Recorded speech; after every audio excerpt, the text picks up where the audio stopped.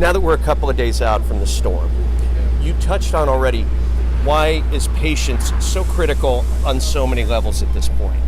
Yeah, it's, a lot of times people are cooped up in their homes. The businesses that are open are really limited on the amount of supplies that they can have. They're relying upon people in other areas, and they're competing with other jurisdictions. So there's several areas that we want our citizens to be patient with.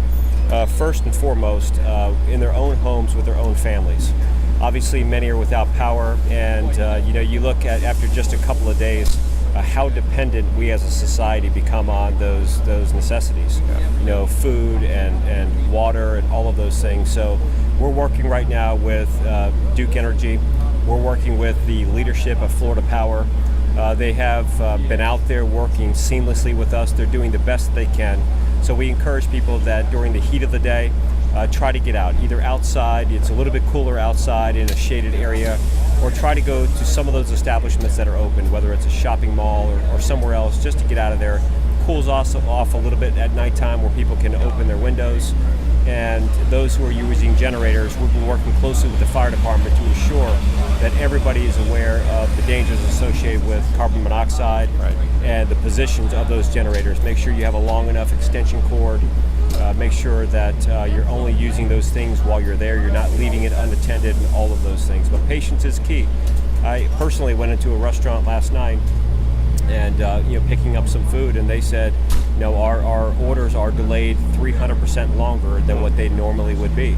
And I think for the most part, everybody, just took a big deep breath, and they were just grateful that an establishment was open, because those employees that are volunteering to do that are also volunteering to come in, because many of them have suffered damage at their own personal homes as well. Point well taken, point well taken. Now we're out here at the Critical Response Command Center. It's odd for some people who may not be familiar with this area to know that the St. Johns flows south to north. And that's why we're still anticipating there could be flooding issues 2-3 days down the road. And we have air and ground units ready to help those folks. Yeah, this is kind of a behind-the-scenes tour here of our forward outpost. Typically as we build up and during the storm, we operate mostly out of our emergency operations center at our main headquarters building. But it's times like these where we move that back out into the communities that are most affected. We want to make sure that our services are convenient to those citizens that may be experiencing some challenges. So what we have is our mobile operations center here in harmony with other public safety individuals, the fire department and other emergency medical. And what we do is we use some of our equipment, whether it be 4 deuce-and-a-half big military style trucks, and we use those to get supplies into the affected areas.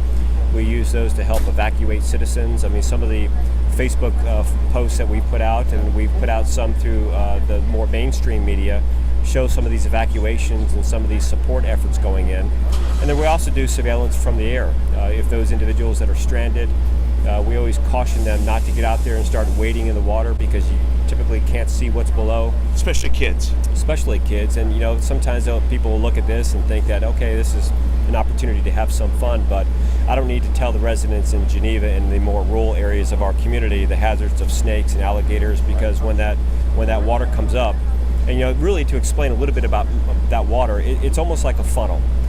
Orange County has a more wide spread out area. But when it comes into Seminole County, specifically the Lake Harney area, it's almost like a funnel going from a larger Orange County basin of water and then funneling through the St. Johns narrowing area that come along Lake Harney. And you take all of that water that takes 2 or 3 days to run off from Orange County, that's located by Highway 50 at the Orange County line, and that water starts flowing north on the St. Johns River. We'll see it here at the Lake Harney, Geneva area, and then potentially flooding in the Sanford area as it travels down the river. Right. It is sobering to see, even in a pretty suburban area like the Little Wekiva. We're talking 60 people had to be rescued, and does it give you a sense of relief that we had that vehicle to help enable that deuce-and-a-half, to be able to go through that high water? Again, 60 people saying, I've had enough, I need to get out. Your reaction to be able to do that? Well, this is, as a member of public safety, not even the sheriff, it just is so warm and comforting to know that we are well equipped and well trained to get out there and offer critical literally life-saving services to those people who are affected the most. So when I see the use of, we got one of the vehicles coming behind us right now with, these military-grade vehicles. There's been a lot of controversy over the 1033 program, and some skeptics of the program have talked about militarizing law enforcement agencies and all of this.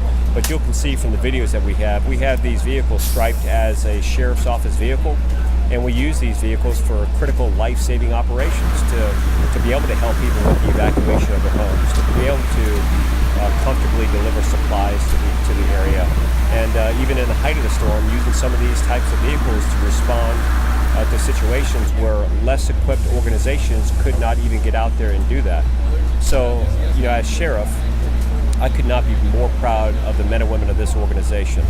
I think it's important to mention, and I just actually sent him a text message maybe 30 minutes ago, Sheriff Esslinger, because his leadership and guidance as sheriff here for 26 years and in a leader capacity for nearly 4 decades here really helped prepare our team to face this.